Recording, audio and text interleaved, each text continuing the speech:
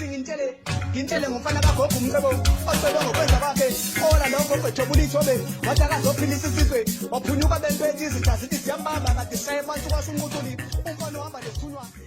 Ngithatha inyathuko ngibuyele emuva ngiyokhulula liyangane encane abayifasa ngamaketa ngosisi bayicindezela ngobuhlungu bayincisha injabulo ngenhloso yokwencisha nokuphila kwazise phela izintandane hayi namthetheleli emhlabeni siyazi ukuthi uma ungenamuntu bayacindezela ngoba iningi lethu sinezibazi namanxebe esawathola sibancane kude ekukhuleni kwethu endleleni kuyasivalela abanye babeshaya behlukunyezwa ngabazali besakhula abanye badlungula bebancane kuze kube manje leso sithombe emqondweni wabo kasikaphumi. Nginibingelela babukela emakhaya igama lami uSino Imbongi yanibingelela futhi khona la kumcebo umfana wakho ku YouTube channel uyazi ke le channel ezophilisa wena mkhulu ngicela ubabingelele.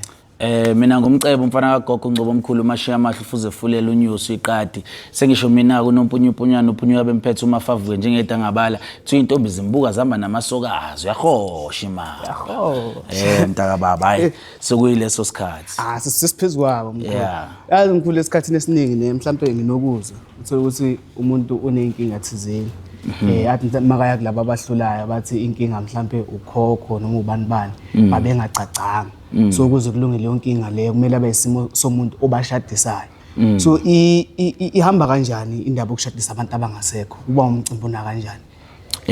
Mfowethu ngesinye isikhathi kuye kwenzeka uthola ukuthi umuntu akafakwa ngesibongweni siqale nje lapho yabo kuye kwenzeka ukuthi umuntu akafakwa ngesibongweni uthola ukuthi mase ezofaka esibongweni kuthiwa uyolobola idlozi ngoba uma ukhumbulisa kahle igama elithi kulobola kusofana nje ukuthi igama ekuyilona elikwazi ukuxhumanisa so even nalapho mfowethu uma kutholakala idlozi elinye lithe ukuqhela kunelinye ngenxa yokuthi mhlambe khona ongathelwanga ngenyongo noma mhlambe khona futhi nakhona ongacacelwanga okhona mhlambe nakhona ongayenzelwanga umcimbi othize kuye kwenzeke umuthi uyahamba uyohlola uthola ukuthi uyafika kuleyo ndawo le kuthiwa cha idalwa zakhe ayihlangene kuzodingala ukuthi ke kube khona umcimbi owenzayo noma mhlambe kuthiwa isalukazi saphila ikhehla kodwa lona lisekho ukuba umuntu ke nawe ke ozoba umuntu ongathi uzoshada lesalukazi ukuze ledlozi leli eseliqhelile likwazi ukuthi lisondele kuledlozi leli la kubo mhlawumbe ko malume kubo kagogo yabo so kuyenzeka mfowethu imicimbi kanjalo esikhathini esiningi and futhi imicimbi kanjalo mise siyenziwe kuye kube khona ke mfowethu ukuthi ke kube nenqubekela phambili kubonakale umphumelo emndenini. Kuyasiza ukuthi kuyasiza mfowethu ukuthi ke phela sabantu abamnyama mfowethu sinendlela eziningi ezihlukahlukene zokwenza yabo so kodwa ke endleleni eziningi ezihlukahlukene zokwenza kodwa kusuke kuyindlela eyodwa yokuhlanganisa idalwa kodwa ke siyenza ngokuhlukahlukana. Kusisevele mkhulu kule ndaba ukuthi senza ngendlela engafani yazi ngibheke ukuthi kudala indaba yokuthi mhlambe umuntu wesifazane uthola ingane ngaphandle komshado kade ihlazo angithi kumele ukuthi umfana agijima ahambe ayogeza igceke mawukuthi ngalesi sikhathi lesiya umfana ugcine ebaleka engaligezi ngempela igceke lalowo muzi ebingekho mhlambe indlela okwenziwa ngayo in terms of ukuthi kususwe lelo hlazo lelo. Mfowethu akulona ihlazo elikhulu mfowethu ngokusho kwami ngisho ngoba ingane engahlawulwanga akusayona ingane yakubo kalowo muntu ingane yakomalume ingane yakomalume mfowethu bayayikhulisa ngoba kuthiwa ukho umgqomo ukulahla umuntu so bayayithatha leyo ngane bayikhulise kodwa ingaphansi kwesibongo sakomalume yabo ekuhambeni kwesikhathi leyo ngane le ihamba igcina mhlawumbe iba nenkinga ikhalelwe idlozi la ngale indlela yokuthi ilungiswe ke futhi naleyo nto leyo kuyomela ukuthi mhlawumbe ke kutholakale elinye ilunga lomndeni la ngale lixoxiswane nalo ngoba phela bakhona abanye abazwana nomndeni wangala yabo bakhona abanye abakwazi ukuthi baxoxisane nabantu bangale yabo so kube nokuthi mfowethu ke kubizwe noma mhlambe ukhazini noma mhlambe umzala sisho njalo ngesizulu noma mhlambe kukhona mhlambe ubhuti noma usisi noma mhlambe umalume noma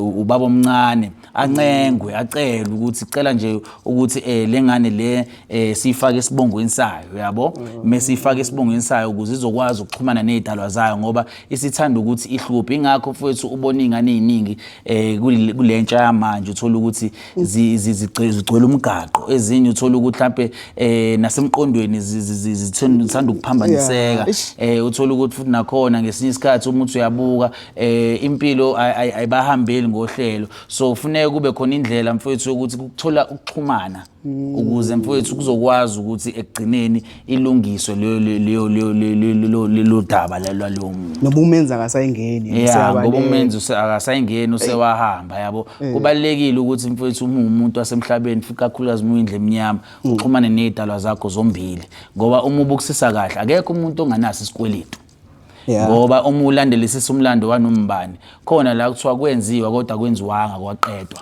yabo akwenziwanga futhi nangendlela so entweni kanjalo ke mfethu uyahamba uyilungise leyo nto leyo nawe uma usukhulile usuzibona ukuthi usunawo amasenti uzilungiselele lezo zinto lezo ngoba ayikho into ebaleke njengokuthi mfethu uxhumane nezidalwa zakho zombili ngoba esikhathini esiningi uma ulalelisisa kahle ngisho noma ungaya kumuphi umthandazi noma ungaya kumuphi futhi nakhona umprofeti nombani bayakutshela ukuthi isidalwa esinamandla kuwena isidalwa sako umalume ukuze futhi nakhona nawe ubone ukuthi okay isidalwa esikhulu ingobani mfowethu ingoba uma wakhe sakhulelwe mfowethu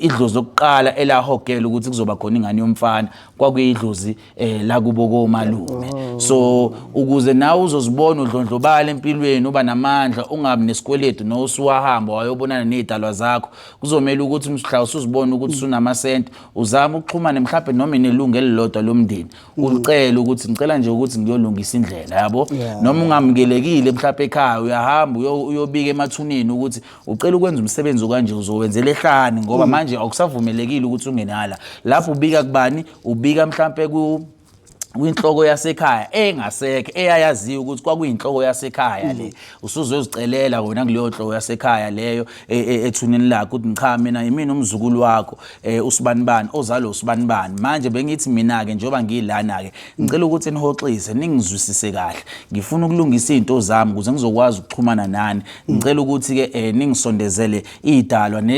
engingazibonanga mina nani futhi ngicela ukuthi nibe khona ngifuna ukuthi ke ngenze njani ngenze umcimbi wokuthi ngikwazi ukuxhumana nani ngoba kwaba khona iphutha nani niyazi ngoba nani nahlala emhlabeni amaphutha ayenzeka ngoba nani mhlawumbe njoba nila endaweni yeni yokuphumula yokugcina nani mhlawumbe nani namanye amaphutha kodwa mina ngithatha ugqozi lokuthi ngiyisungumele ngizakhele mina indlela yokuthi ngikwazi ukuxhumana nani uyoyibona ke impilo ukuthi iyophuthwa kanjani phambili ngiyithanda mkhulu ngaphambi kokuthi bafonele nje mawusho indaba ukuthi idlozi elibalekile la komalume ngoba iningi lethu esizalwe manje sibana lento ukuthi izinto zami zivalekile aziphambili ngoba naku ubaba kangifuni ngoba naku ubaba wabaleka because thina sikhula vele sazi ukuthi ayi ingane yakho babayo yabo so mawusho kanje ayi nami yangikhulula mkhulu enye into futhi mfowethu ke yabona besides nje ukubuka edlozini kuphela mfowethu the most feeder into enobuhlungu ngaphakathi impilo yakhe ayisoze yaphinde yahleleka ngoba ubukisisa kahle akekho umuntu ongadlulanga einhlungwini futhi kakhulukazi labantu abanezimali kodwa bathatha amandla ukuthi bakwazi ukuthi babuke ukuthi yazini mina impilo ngeke ngize ngiyiphile ngaphansi kweinhlungu engazwisa zona ngizoyiphila mina ngendlela yami ukuze ngizokwazi ukuthi ngidlondlobale so nje ngaphandle nje kwedlozi nangaphandle komuthi if wena uzifeeder ukuthi wena umuntu kanje impilo yakhe iyohlezi kanjalo ngoba shuthi wena kahle akukho kuhle wena uyoyicabangela ngako ngoba wena unalento le ehleli ngaphakathi eyisilonda ongafuni ukuthi iphole ulukuthi wena ukwabanje imost yabantu engibaziyo mina ababehlezi bekhala becomplain impilo yabo ihlezi endaweni eyodwa kodwa imost yabantu abafike babuka izinto ngendlela enhle yokuthi ngisho noma ngathiwa ngibhekana nezimo ezibheke eceleni kangakanani kodwa mina ngiyaphambili la ngiyakhona usuke uzifeed information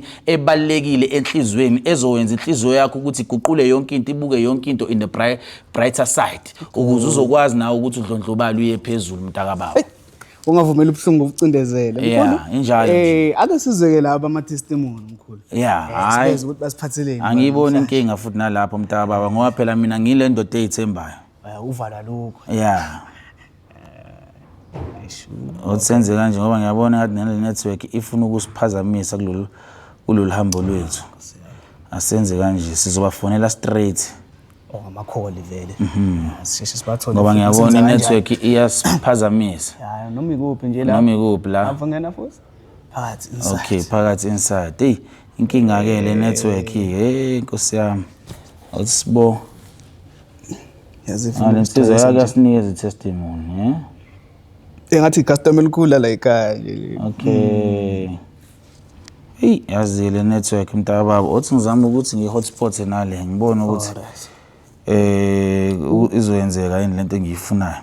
Usasearch nje network mkhulu. Ngiyabona ukuthi mkhulu ukhipha isicupho uzigaranta uma kuphi. Hey, yabo lesicupho mntababa. Yabona mfowethu ngesinye isikhathi. Abantu abaningi bathi mebebuka izinto engisuke ngizikhipha. Abanye bangabazi, abanye babukele phansi nani. Mina ngifuna ukuqeda bonke labantu abathanda ukungena ezintweni zabanye abantu. Nalaba futhi khona abasebenzisa imithi errong ukuze bezongena ezintweni zabantu. So ngifuna ukubaqeda, mfuthi nakhona ngifuna ukuthi wonke umuntu oseduze nomuntu okude nomuntu onjani ayisebenzise le yanto khona izobonakala, yabo. Nawe mfethu mufuna ukuyizama uzoyizama bese ubuka la eduze ubone ukuthi lo muntu loyo eqinisweni kuyoyenzakalani ngaye. Ila uyobona kahle khona ukuthi umuthi omnyama ngiyawazi. Ukuthi nje kuphela angifuni ngiwukhipha nje kanye nje umntaka baba funa khona bengawukhipha ngithi mina isichitho. Kodwa angifunanga ukuyikhipha izichitho ngoba mase ngikhipha izichitho kuyobe ukuthi manje sesibiza igama lomuntu ngithi usibani kanti mina ngikuthanda ukuassume. Ngithanda umuntu ukuthi simcuphe bese emva lokho simshiya kanjalo afika athi uyagadla zifike zimthele. Yabo. Injalo nje mntaka baba ngisazokhipha futhi nesinye isicupho futhi nakhona sokuthi uyiqinise uma ukuthi khona umuntu othakathayo. Futhi ngesiqala ngami. Okhona othakathayo uyozithola esemasimbeni. Hayi kuleso ngiyasondela. Ngifuna ukucupha lesi semoto yabo nje umuntu avele aginqene nemoto noma shayiswe imoto yabo. Kube nje into enjalo mfethu ngoba phela sikhathele ukuvika abantu mfethu sibavikela mfethu sithi sithayiphilela sijabulele empilweni umuntu usefuna simvike Nkosi yami. Isa connect lapho wona nje shuthi kahle ayifuni ukuthi sisebenze namhlanje le phone. Nephela ngekulunga singawathola amathini. Uthi si refresh sibone. Cha ngikhuluma ipoint serious ngoba phela ekugcineni mfethu yes as much as ngiyinyanga mhlambe esmile sami uyibuka. Nami kumele ngibutshengise ubungozi bami, yabo. Ngitshengise ubungozi bami ukuthi obami ubungozi bungakuphi, yabo. Ngenxa yokuthi uyabona abantu bayasizakala, abantu basangafa futhi. Yabo. Futhi awusukeli umuntu. Angisukeli umuntu, yabo lonto angisukeli umuntu. Kumbule phela ukuthi le mithi yokucupha imithi yokuthakatha. Kuyikona uthi obiza igama lomuntu kodwa umfaka esicupheni, yabo. Usifaka yena kunoxha. Yabona. Siyastaka futhi. Istakini. Ungangena futhi manje se-operate. Okay. Inside. Alright. Futhi ungangena. Alright manje. Okay, hayi isiyalunga. Isiyalunga. Athola nje. Ngiyafuna mfethu, ngiyafuna ngoba ngiyabona kulezi insuku ekhona mfethu engibabonayo. Ukuthi baloko abanyonyoli. Abangenzi kahle, yabo leyo. Kuyikona ukuthi angithandi ukukhuluma kakhulu mina. Ngithanda ukuzithulela nje yabo le nto ngoba phela umuthi ngiyawuzwa mina. Yabo umuthi ngiyawubona futhi yabo ufika ngeindlela eziningi ezihlukahlukene. Kodwa ke uthi nami ngiye ngenze ngibatshengisa ukuthi ikuphi la engibukhali khona. Asike sifake la naye mntaba baba sivele simshange funge straight call straight. Sizwe ukuthi uthini.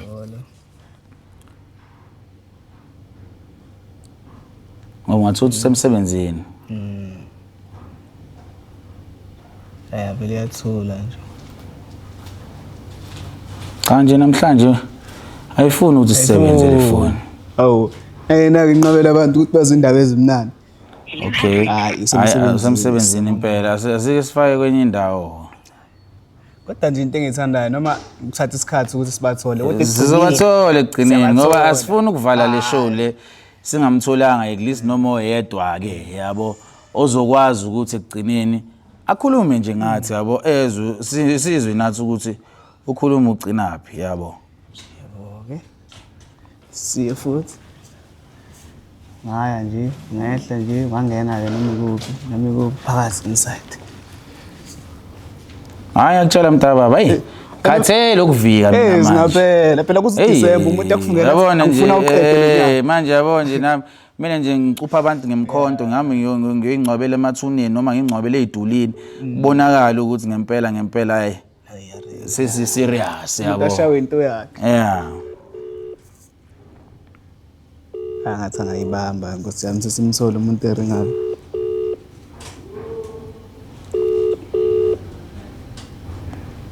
Hey labantu phela uyazi kumele uzathi 12 o'clock basuke besemsebenzini.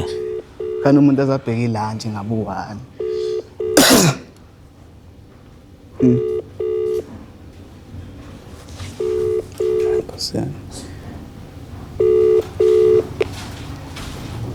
Sibheke omunye. Okay, sibheke omunye. Umbona seqhamuka lo eqhamuka segijima. Namkhulu. Manje ngitholile imiskoli kanjani. Yabona nje. Phakathi inside. Akodwa vele ungajabula ufonelwa inyanga yakho ekwenzela izimanga vele. Yeah, hayi asiboneni lona ke mntaba, asiboneni lo. Sizwe ukuthi usiphatheleni. Yebo mkhulu. Thokoza gogo right. Ngiright nami salukazi. Lana ngiyabona ukuthi uke wasineza testimony gogo. Manje ngicela nje salukazi ukuthi nje ukumchazela ukuthi wathenga liphi ikhambi and ukukhambela kanjani. Ngoba nawe siyabona nje ukuthi shuthi kahle njengoba wathenga inkambi khona ukukhambela kahle. Sakhuluma nje mkhulu. Oh, sayisakufonela gogo. Hey siyakuphinda shuthi unenhlanhla ugeze ngopink water. Hayi ngikeza ngayo yazi. Hayi kulungile ke gogo kulungile uthi sizama omunye. Okay mkhulu ngiyabonga. Awunenhlanhla.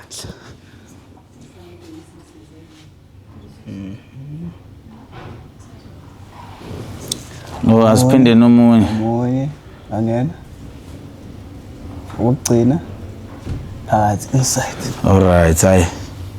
Kulungile uthi sifonele lensizwa le ngiyabona ukuthi Ngathi iya recorder. into uyathi. Alright hayi singamncishi ithuba simfonele straight call.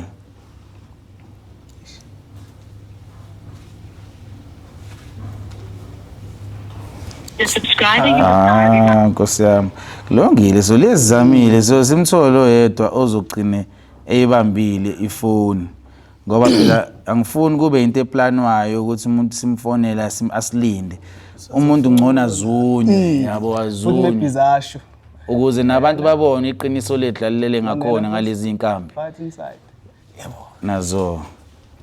Uthi sifoneke la. Hey bahlupha ngokungabi yena ama data la. Idatha lekhika. Hey. Calling wakhona uthule. Hey. Phone call. Cha nje namhlanje kunengilozi embi. Yayibona nje senze lo msebenzi mfowethu. Hey sithanda kanje ukutshengisa abantu iqiniso.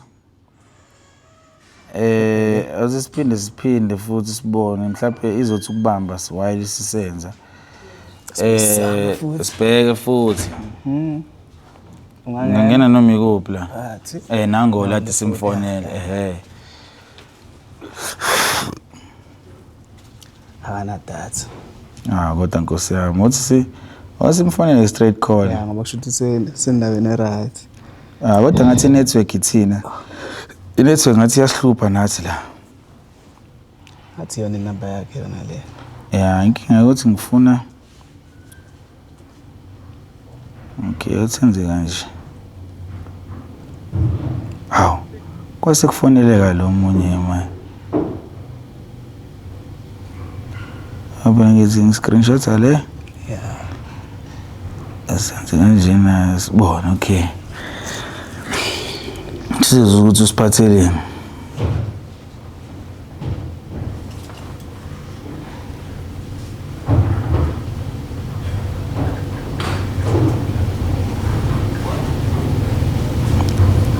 Uyasifona manje yazi indidane lento uthi sizwe kodwa ke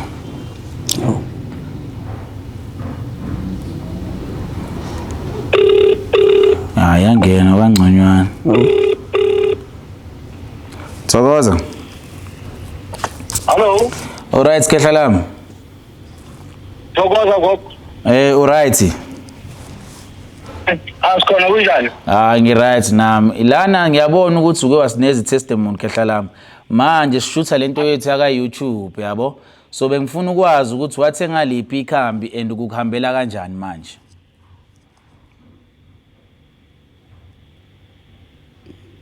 Hello. Uyangizwa khehla lami?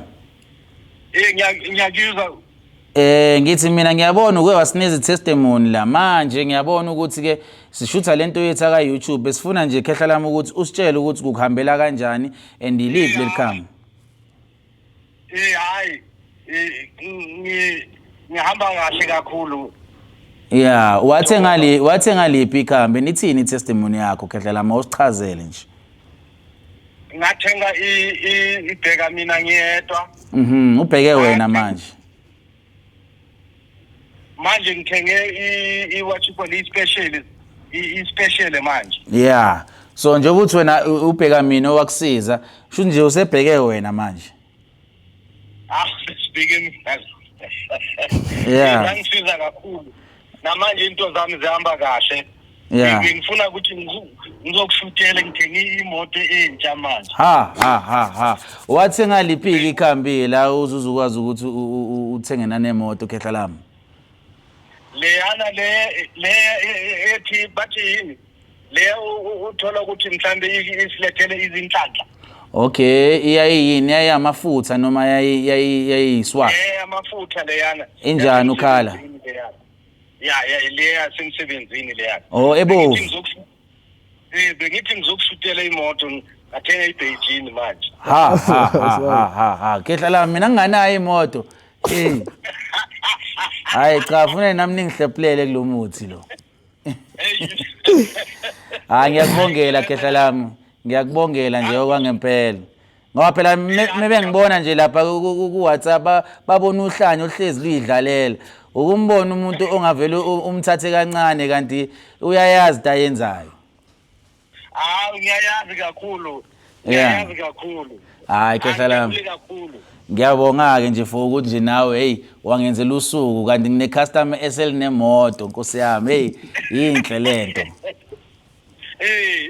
Yeah, hayi ke uziqapheleke khehla lami uhambe nje kahle nje uenjoy imoto yakho mfowethu nangelinye ilanga musu usufuna sikuqinisele uze la sokuqinisela yona. Bekithi ngizakushutela ukuthi uyibone. Yeah, hayi ungishuthele khehla lami khona ngizoyifala ku WhatsApp ngibatshengisa abantu ukuthi hayi ziyabuya la ekhaya. Ziyabuya straight. Yeah. Hayi kulungile khehla lami ube nosuku oluhle yezwa. Ngiyabonga kakhulu. Thokoza. Uzifake airtime ngoba umzulu lwamlungu loyakuthi besisikaza. Asiyazike siphile futhi sibheke omunye wokugcina ngoba ngiyangathandi mfowethu ukuthi abantu sibanikeze testimony eyodwa yabo. Ngifuna sizame konke okusemandleni mfowethu ukuthi at least kube ukuthi bathola u2 ama testimony. Asike sibheke omunye ke mntababa esizokwazi ukuthi simcheck naye ukuthi uhamba ngasiphi isimo. Alright. Shuthi into esoyenza la isajamile le phone leyazi. Angivele sibuya ku special Nkosi yami. Indaba ye special sayizona. Okay. Uthi ngirefresh. Yeah, sibheke.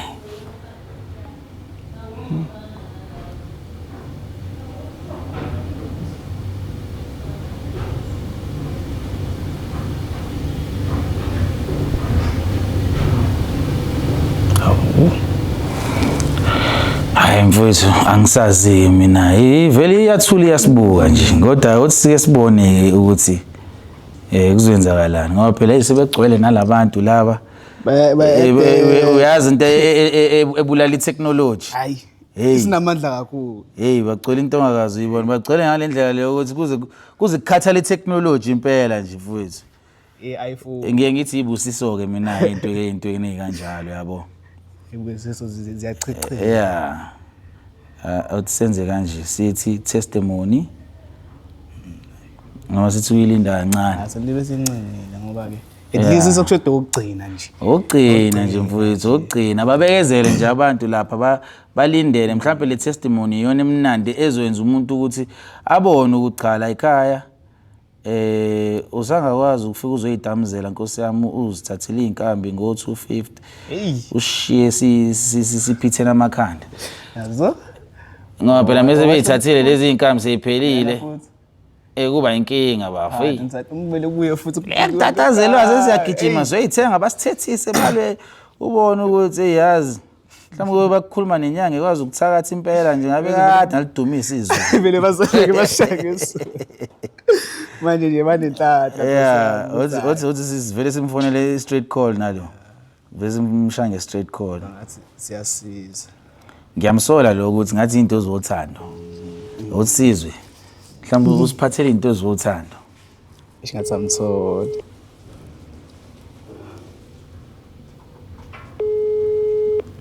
phela ikhadi zomsebenzi mhlawumbe usemsebenzini ubhizi uxhofoza ama laptop la Thokoza gogo Thokoza ke ngiright gogo ngiyabona la uke wasineze test ngithi ngiyabona la uke wasineze testimony gogo manje shutha lento yethi yaka YouTube awusichazela gogo ukuthi ithini testimony yakho and ukuhambela kanjani manje mkhulu asikize inetwork yakho nyukuzwa lapho nalapho ngizoma khuluma nge-YouTube and then angisakuzwi ngithi mina gogo lana shoot into yethi yaka YouTube ngibuze ukuthi ngithi mina lana shoot into yethi yaka YouTube gogo uyangizwa manje ngiyakuzwa manje okusinikeza le testimony lo wasinikeza yona ke usichazele ukuthi ke kuhamba kanjani ngoba ngiyabona usibhalelile i-testimony lapha phansi but ngifuna nje ukuchazela abantu ukuthi kuhambela kanjani and ithini i-testimony yakho okay mina mkhulu I don't want to cry ngingazama I think last year ngingazikhipha 20,000 ama savings wami because nobaba sahlukana umntanami eqeda ukushona 2 months after siqeda ukufihla umntana wasahlukana ngibangikhiphe endini ubaba and then ngaqala ukuhlangana nawe ngikubona ku Facebook I think ku TikTok ngasave ama number wakho ngize ngiyasho kusiswa ngithi lo baba lo ngiyagcina nje ukuzama ngoba sengizama abantu abaningi sengithi nasemzambiki ngiyaya ngiyocela uncedo ngathi hayi usisi wami wathi hayi masimzame ngazama I think ngaqala ngesikhafulo it was 810 ngathi ayithi ngithenge sona mkhulu I don't want to lie singikhuluma iqiniso nje ngizame isikhafulo I think twice isiyenza amalanga alandelayo ngingakayenzi le khombo le 500 and bekufanele ngicale ngayo mkhulu wabuya ubaba sengi until this day next day ngoMarch manje ngeweekend besiye yibo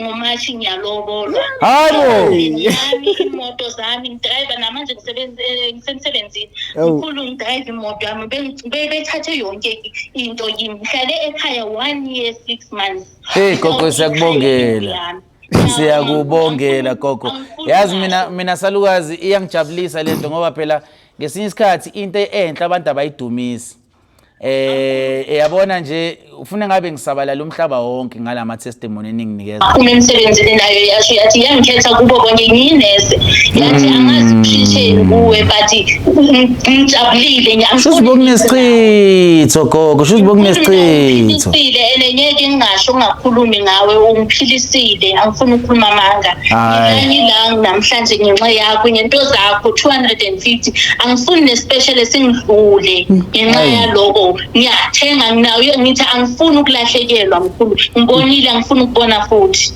gogo siyakubongela salukazi ngcono ngoba ususifundile isifundo indle emnyama avithakatha nawe zivikele gogo yabo mkhulu mina ngiyabonga ngithi na makwande mkhulu makwande nakugogo nalalele khona ngithi ngiphakamisa isandla ngokuzithoba ngithi ngiyabonga mkhulu uyezwa la ekhona uyezwa impela uyabona futhi imisebenzi engiyenza ukuthi ngiyazikhandla ngokusiza abantu ngempela Hayi ngiyabonga mkhulu makuphileke mkhulu mina ngiyaphila ngawe and ngiyayazi nabanye nosisi wami uyaphila ngenxa yakho nabantu engibathengela izipecial zakho mkhulu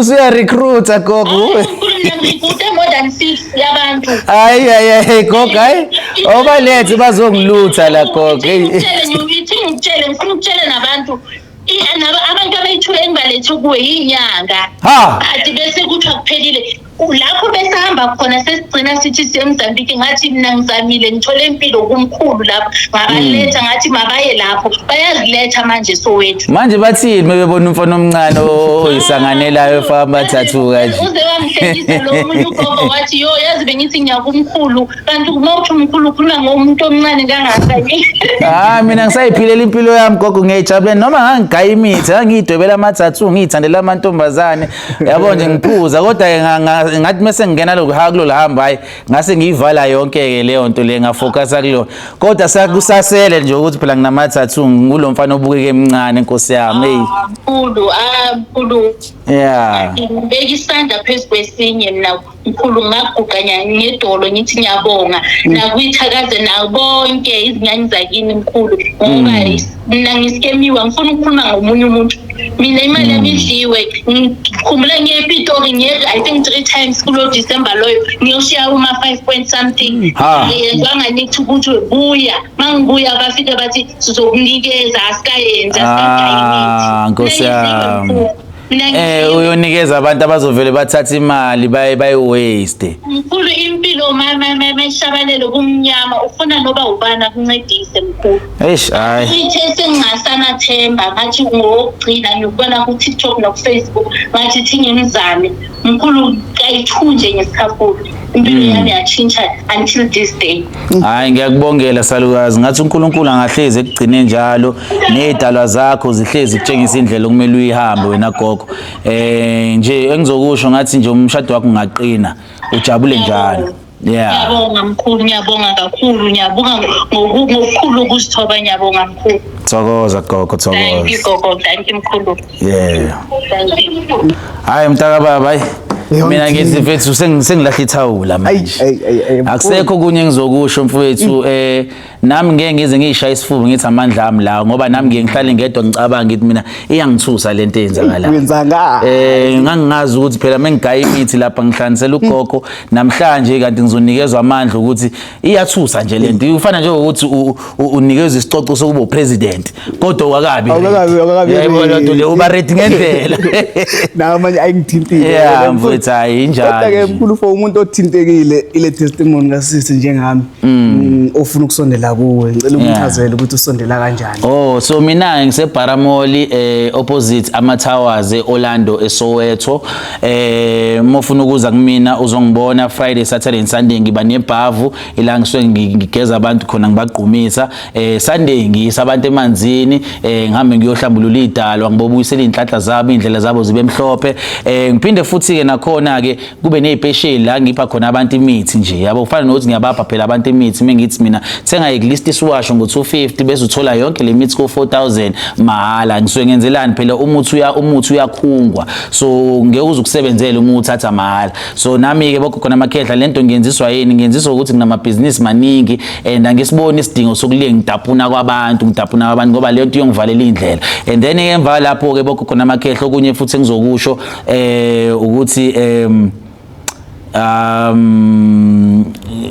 abantu abafuna ukudelivelwa siyakwazi ukuthi sibadilivele sineyimoto nje sikhipha abantu bahamba bayodilivela ihlalele kubo umuntu ebukela iNetflix nowakwakhe afike nje umfana wami lapha afike azoshiya imithi yakho ukwazi ukuthi uqhuma into zakho zibe right nje bokho khona amakhehla kuyaphileka la ekhaya angazi noma mhlawumbe nizwele nama testimony mfowethu akukho wena okunye ufuna ukukusho mntaka baba hayi bayizwele mkhulu yazi mina mkhulu engakusho nje kubafowethu kuntanga ubhuti abadala nabalandela yabo nje bakuDecember siyojabula siyacela nje ukuthi ungaphuzisa umuntu utshwala ngoba ufuna ukulala naye niyabona njengamanje siyizwe sina nendaba ye-rape ukuthi ikhuphukile so ngiyacela ke ninga-aid kulo ma states lawo bathi i-people movement people movement nathi nje kule platform yethu enhle ekhulayo ezoba nkulu one day nathi raise awareness Siraise awareness ngoba futhi nakhona ama customer ethu amaningi obani mama basingami nabo so manje samba nabo impela mfowethu njalo nje ni like ni share and subscribe ngokuzayo thokoza thokoza